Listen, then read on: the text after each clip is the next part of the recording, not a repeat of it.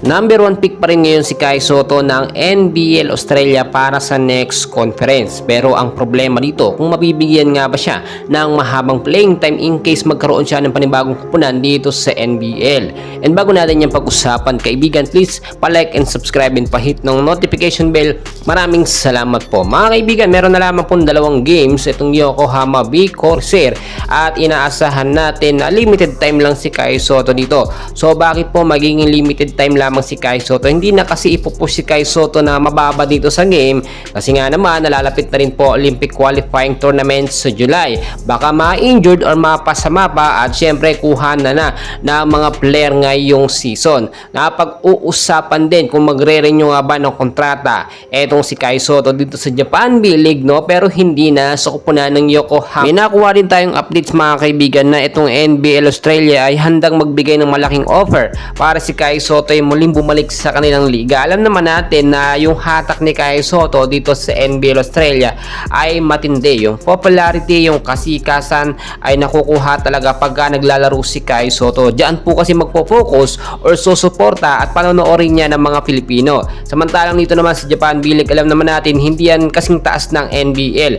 at kakaunti lamang po yung mga NBA scout na prospect na para kumuha or makatingin sa mga galawan at highlights ng ating pambato na si Kai Sotto.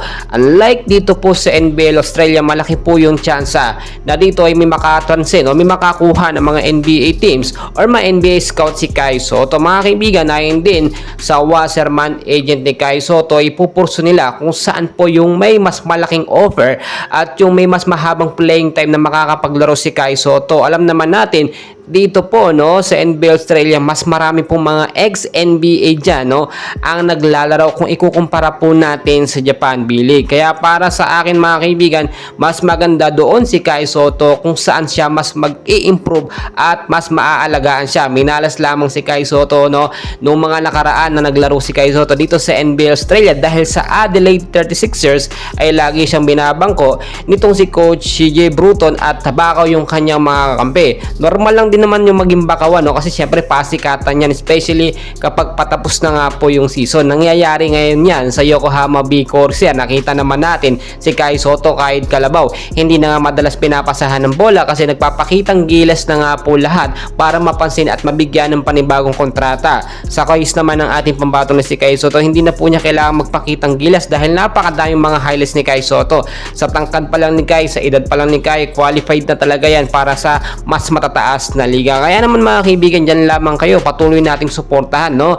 Last 2 games na lamang po ng Yokohama kontra sa Kawasaki sa Sabado at Linggo yan mga kaibigan, back to back games, and hopefully makapagpakitang gilas si Kai Sotto. Mga kaibigan, please huwag kalimutan mag-like and subscribe. Maraming salamat.